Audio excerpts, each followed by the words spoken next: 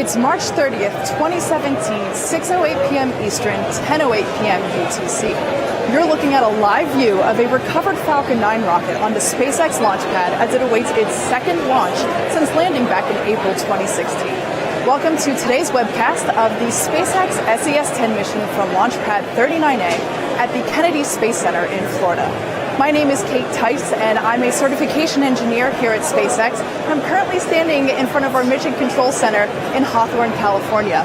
Today, we're really excited to bring you what we hope will be the world's first reflight of an orbital-class rocket.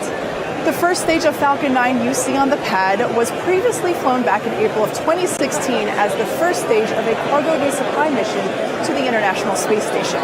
It was also the first rocket we successfully landed on our drone ship in the Atlantic Ocean. We successfully brought the rocket back to land, put it through a litany of testing and analysis, made some adjustments, and today that same rocket is primed to loft the SES-10 satellite to its geostationary transfer orbit, which you'll hear is called GTO throughout the webcast. Today's launch will be our third launch for SES. The first was SES-8 back in December of 2013, and the most recent was SES-9 in March of last year. And as with previous GTO flights, we'll be attempting to recover the first stage on our drone ship, Of Course I Still Love You, which is stationed off the coast of Florida in the Atlantic Ocean. If successful, this mission will mark the first landing of a recovered rocket. Today's reflight of the Falcon 9 rocket is a historic first. The vast majority of rockets don't even attempt to come back in one piece, much less fly again. It's an incredibly difficult challenge, and we'll talk about what went into getting the previously flown rocket ready for relaunch and what today means for the future of spaceflight.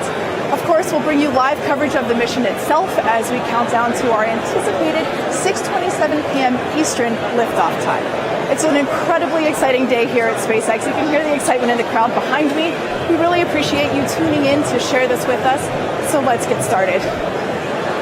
Good afternoon, my name is Tom Perdario, and I'm a firmware engineer in the avionics department here at SpaceX. Now on your screen you can currently see the Falcon 9 rocket as it prepares to take the SES-10 spacecraft into a geostationary transfer orbit.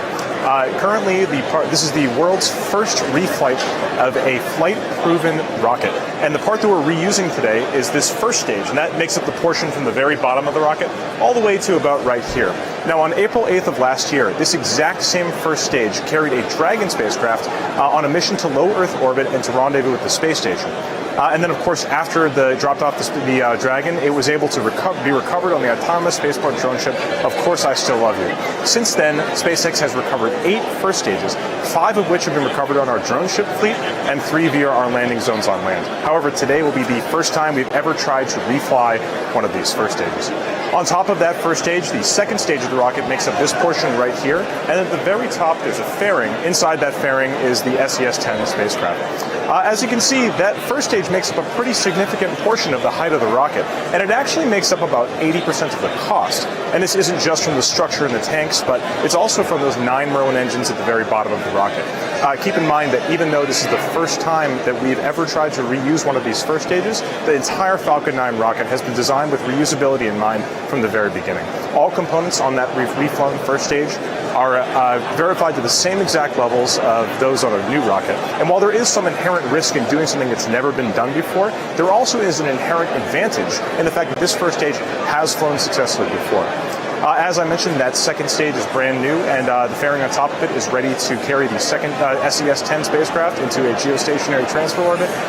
You can follow along with the mission progress at the progress bar at the very bottom of your screen, and you can keep track of the time as we get closer to countdown by following the mission countdown clock at the upper right-hand corner of your screen. You should be looking forward to a launch in just a few minutes from now. Good afternoon from Hawthorne, California. I'm John Usbrucker, Falcon 9 Principal Integration Engineer, and I'm at the webcast desk in SpaceX headquarters. Now, as I've done before, I'll be bringing you status updates during today's countdown and as we fly out into space carrying SES-10 on the Falcon 9. Now, what everybody wants to know right off of the bat is how are we doing? The good news is right now the Falcon 9 team is not working any significant issues. We are looking for an on-time launch at 27 minutes after the hour. Now, the SpaceX team has put in a lot of hard work, especially in this case where we put in extra reviews for today's first ever reflight of an entire orbital class rocket. And on the Falcon 9 side, we rolled to the pad late Wednesday night, went vertical at T-minus 14 and a half hours. That allowed our customer to do their pre-launch checkouts with the SES-10 spacecraft. As is typical with the launches from 39A at Kennedy Space Center, we began loading propellant at T-minus 70 minutes. Now we've currently got RP1 kerosene fuel loaded on the second stage, and we've essentially completed it on the first stage. There's a little bit of topping off left to go, but we'll finish that up in the last minutes of the count. Liquid oxygen loading is going on to both stages right now. We're actually in a pause period up until T-minus 10 minutes while we load the last bit of high-pressure helium gas into storage vessels on both the first stage and the second stage. Now on the spacecraft side, the SES team has transferred to internal power. They're doing their last checks, making sure everything is go for launch. They're working no issues also right now. On the range side, they're ready to support. The airspace and the ocean area around the launch site are clear, ready to support launch. And weather, we're watching the ground winds, but currently at T-minus 12 minutes and 8 seconds, everything is go.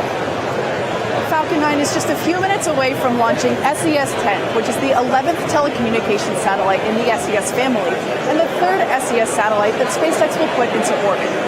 SES-10 will replace existing satellites AMC-3 and AMC-4 to provide enhanced coverage and significant capacity expansion over Latin America. Specifically, SES-10 will provide coverage over over Mexico, serve the Spanish-speaking South America in one single beam, and cover Brazil as well. We'll be delivering SES-10 to geostationary transfer orbit, which is a place in space that's roughly 36,000 kilometers away from Earth. Following delivery to GTO, SES will use its own onboard thrusters to adjust its position and transfer from GTO to its final geostationary orbit, also known as GEO. Geostationary orbit is up so high that the satellite actually orbits planet Earth at the same speed that the planet rotates. So that makes the satellite appear as though it's a fixed point in the sky. The SES-10 satellite was built by Airbus Defence and Space, which is a division of Airbus Group and its headquarters in Toulouse, France. SES-10 is the 45th satellite based on Airbus's reliable Eurostar E3000 platform, and the 10th to use electric propulsion. The satellite has a mass of 4,300 kilograms, a spacecraft power of 13 kilowatts, and is designed for a nominal in-orbit life of more than 15 years. Today's launch has a window of approximately 2.5 hours, and we're expecting to launch right at the top of that window at 6:27 p.m. Eastern. For those of you who aren't familiar, every launch has a launch window during which meeting all the requirements for the payload. While there are 1,000 ways for a rocket to fail, there is only one way for it to succeed. To this end, we at SpaceX put all of our vehicles through every imaginable kind of test to ensure the highest chance of reliability on launch day. Typically, the two types of failure modes that we get are separated into two different types of classes. The first class is one that's related to manufacturing errors or defects, and the second class is one that's related more to material fatigue and wear out. To mitigate that first type, we perform a litany of tests to make sure that those first stages and second stages are 100% reliable and to weed out as many of those manufacturing defects as we can. However, the greatest mitigating factor is the fact that a rocket has already flown before. Here you can see footage of this exact same rocket back in April of 2016. During this mission, it was taking a Dragon spacecraft up to the International Space Station. And as you know, after it was finished with that mission, it came back down and was recovered on our autonomous spaceport drone ship, Of Course I Still Love You. Now, as far as tests go, we try to keep our tests as flight-like as possible. And there really is nothing more flight-like than a true flight itself. After the flight, we also put this vehicle through extensive ground testing, additional testing, at our Texas test site to further increase the possibility of success on our launch day. Now, recovering this vehicle allows us to also mitigate the second type of failures, those fatigue and wear-out failures, by allowing us to open up the rocket and we can inspect components, make sure that all of our models are correct, make sure that certain components aren't wearing out any faster than we expect. And the first time we've tried to refly one of these recovered boosters. However, if you've been following SpaceX, you know that full and rapid reusability is our mantra. To this end, we got in touch with our president, Gwen Shotwell, and asked her a few questions about just why reusable spaceflight is so important to the future of humanity. So this mission with this pre-flown booster for SES-10 is the fundamental key demonstration that our technology is capable of reflight. First of all, it's an absolutely historic activity that we're about to go do. No one has ever done this before. Given the goals of SpaceX are to provide space transportation to allow people to move to other planets. We're not one-way trip to Mars people. We want to make sure that whoever we take can come back. And from that perspective, you need to have a reusable system. We want to provide a full transportation system, and that doesn't mean one way, that means two ways. This vehicle that we're about ready to fly here, we recovered it last year, and we spent about 4 months to bring that vehicle to the place where we were comfortable launching it here today. That's reusable, but we're really looking for true operational reusability, like an aircraft. An aircraft lands, goes to the gate, passengers go off, passengers come on, you refuel, and then you fly again. And so what we're looking to do is exactly that. We land and relaunch on the same day. Critically, you have to design the first stage to take the number of pressure cycles that it will see in multiple launches. The final vehicle design spin that we're doing on Falcon 9 that we'll be flying later this year, that should be capable of up to 10 or even more. This is the task at hand. It's a problem to solve, and that's what engineers do. They take a problem that's hard to solve, and they go solve it, and ultimately make it operational, which is really what we're going to see here today. SpaceX and SES have a long and successful relationship. They did not hesitate. They knew a previously flown booster was available, and they kind of snatched it up. So I think it says a lot about SES as a company. This will be written up. This is a historic event. As Gwen mentioned, reusability is the fundamental breakthrough needed to reduce the cost of access to space. A fully and rapidly reusable rocket, which has never been done before, is the key to establishing not just outposts, but sustaining cities on other planets. The Falcon 9 currently carries a list price of approximately $62 million US. However, the cost of fuel for each flight is only around $200,000 to $300,000. That's about 0.4% of the total cost. The majority of the launch cost comes from building the rocket, which, if it only flies once, obviously makes for a very expensive ride. However, recovering and reusing the rocket multiple times, the way that a commercial aircraft is reused over and over and over again, significantly reduces the cost of an individual flight, since the capital expenditure to build the vehicle can be spread out over many flights. Being able to reuse the rocket has the potential to dramatically reduce the cost of launch, which is the key to establishing a city on Mars. We need to get the cost of launch down to a level where a critical mass of people can actually afford to go. With reusability, we believe that over time, it's possible to get the cost of a ticket to Mars close to $100,000. And today's launch is a key milestone in our journey to the Red Planet. So you can see why everyone is so excited here at SpaceX, including the crowd as it grows around us. Let's go for a status update with John. T-minus 4 minutes and 42 seconds and continuing to count down for an on-time launch at 27 minutes after the hour of Falcon 9 carrying SES-10. Now we're in the last minutes of the countdown, where we use automated sequences, scripts, where the ground and the flight computers are sending commands to the various systems to get us ready for liftoff. Now, as typical, at T-minus 7 minutes, the Falcon 9 began chilling in the Merlin 1D engines when we opened the pre-valves to allow liquid oxygen to the inlet to the turbo pumps, get them cold for the time when we command ignition of the Merlin engines in the last seconds of the countdown. Now, next major activities coming up as we pass the 4-minute mark. We'll begin to retract the strong back away from the Falcon 9 in about 10 seconds.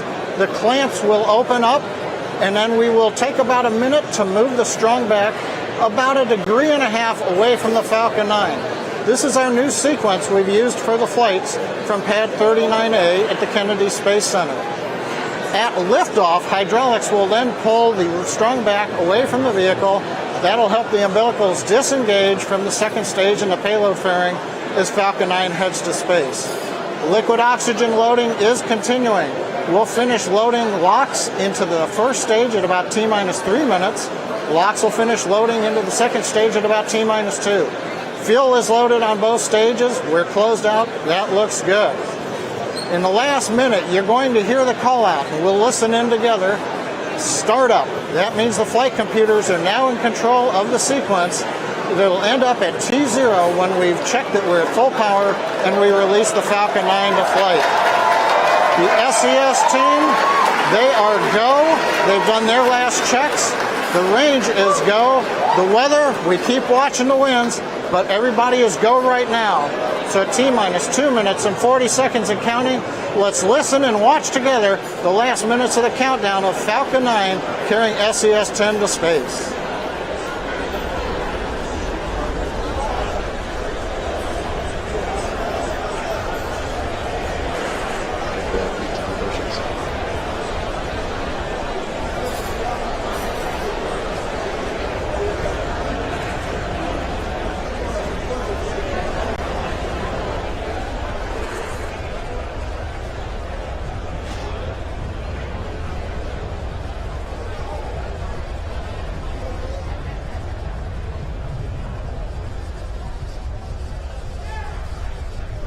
Stage 2 lock secured.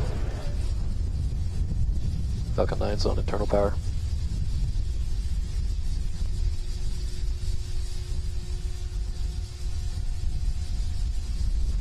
MID fuel bleed complete.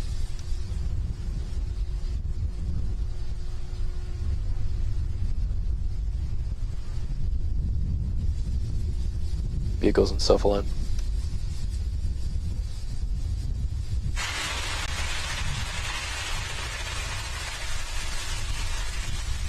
Stage 1 and Stage 2 cryo helium secured for flight.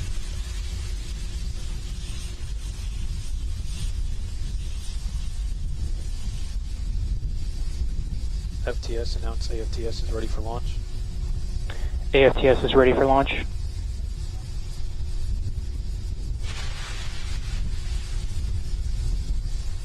VC verify F9 is in startup. Falcon 9's in startup.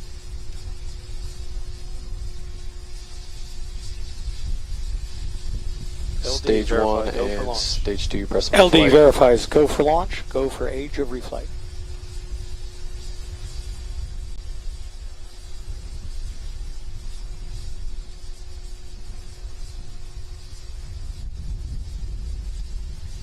T-minus 30.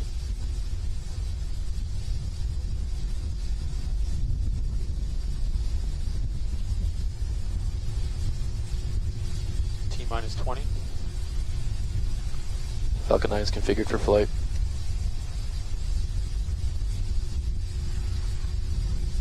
T-minus 10, 9, 8, 7, 6, 5, 4, 3, 2, 1.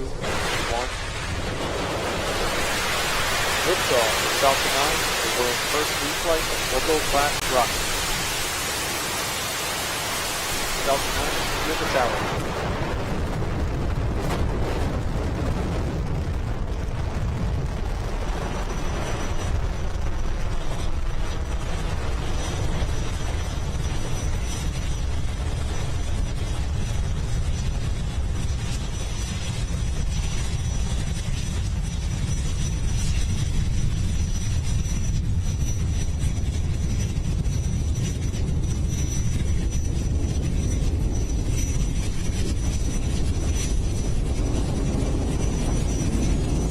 Falcon 9 power and telemetry nominal.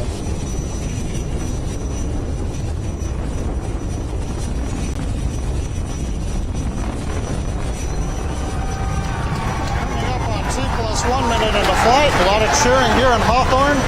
We're throttling the engines down as we get ready for maximum dynamic pressure on the vehicle.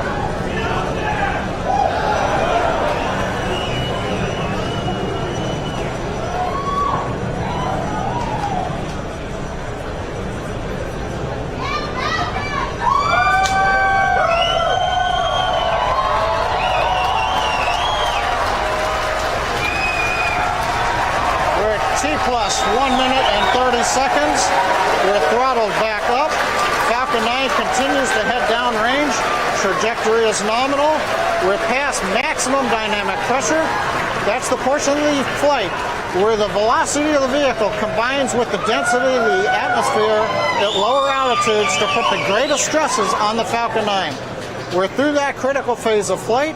The next major event coming up in about 35 seconds, main engine cutoff.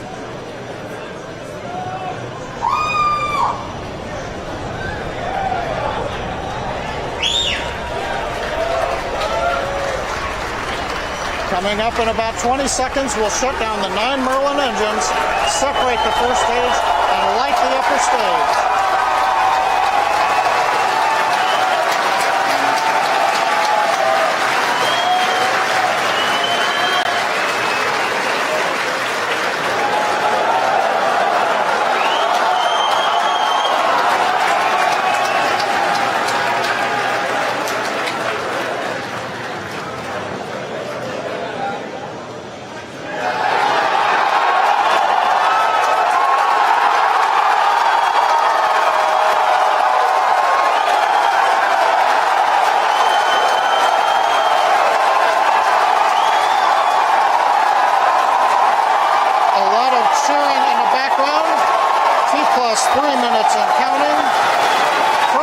Successfully has separated.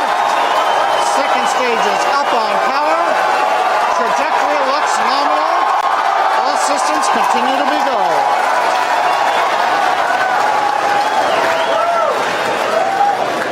Next major activity in about 20 seconds, we're going to look for fairing separation around the SES-10 spacecraft.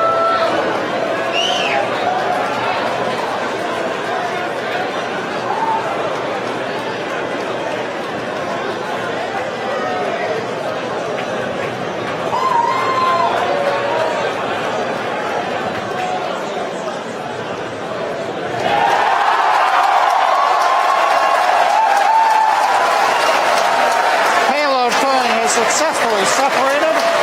The MVAC engine continues to power the upper stage into the low Earth parking orbit. Engine looks good, the trajectory looks good. We're at T plus 4 minutes and the flight continues to be go. So what we've had so far is a successful launch of Falcon 9 carrying SES-10. First stage has separated from second stage. That's what you see on the left-hand side of your screen. That's the first stage. Coming back down once again. This is the second time we've launched it. This is the second time we're attempting to land it on our drone ship. Of course, I Still Love You, which is in the Atlantic Ocean.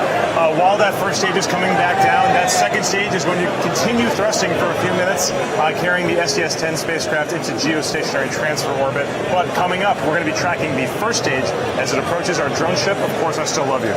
Yes. Now, we're going to have 2 events called out pretty quickly. We'll try to narrate those as they're notified to us. We will have the landing as well as the engine coast, the cutoff, or excuse me, the engine shutdown. So we're going to try and narrate that for you as much as we can. We also might lose the video feed of the first stage as it re-lands on the drone ship, as we have seen happen before. You can see that first stage coasting back right now. Sometimes we do 3 burn maneuvers, doing a boost back burn and then a re-entry burn and a landing burn. Today, we're just doing a re-entry burn and a landing burn. So what we're doing is we're catching that first stage with the drone ship as it makes its way out on a parabolic trajectory over the Atlantic Ocean. Exactly. Now, since planet Earth is a sphere, as the rocket descends onto the drone ship, we lose the horizon. As it goes under the horizon line, the ground stations may lose the communication feed with the drone ship. So we're going to hopefully bring you live footage. We see what you see, and hopefully we'll all see a successful landing once again all together. We do have cameras on the deck of course, I Still Love You, but they're on a satellite link. So again, those vibrations from that first stage coming down may jostle the satellite link, so we can't get all the video all the way down. Just be prepared for it. But right now, we are still tracking that SES spacecraft and the second stage. Looks like everything is going well so far. Yeah, primary mission is SES-10, and it's looking great thus far. So let's go up to John I for a status update. T plus 6 minutes, 13 seconds into flight. All goes well. We're going to listen for the start of the entry burn coming up in just a few seconds.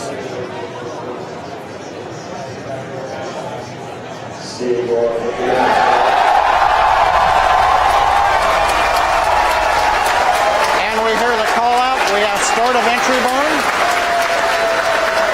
This burn will last just under 20 seconds.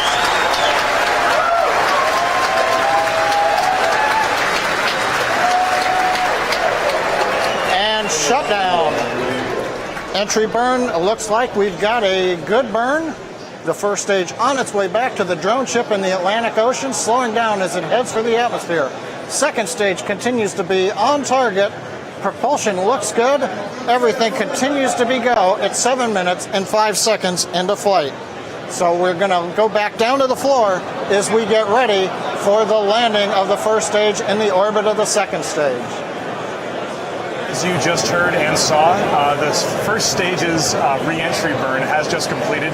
Looks like the video isn't moving right now. Like we said, we're going to have some difficulty getting video as it makes its way down underneath the horizon from our ground stations. But coming up very soon is going to be that landing burn. That's the final burn that happens just a few hundred feet off the deck of our drone ship. Of course, I Still Love You. Yeah. Now, that drone ship you see on the right-hand side of your screen, that is live footage. And like we said, it's out in the Atlantic Ocean. So we're going to try and maintain that steady feed as the rocket descends, which is just in a couple of seconds here.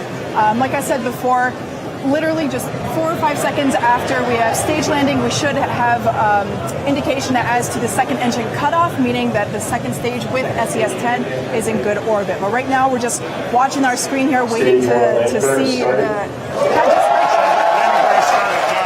Let's watch on your screen.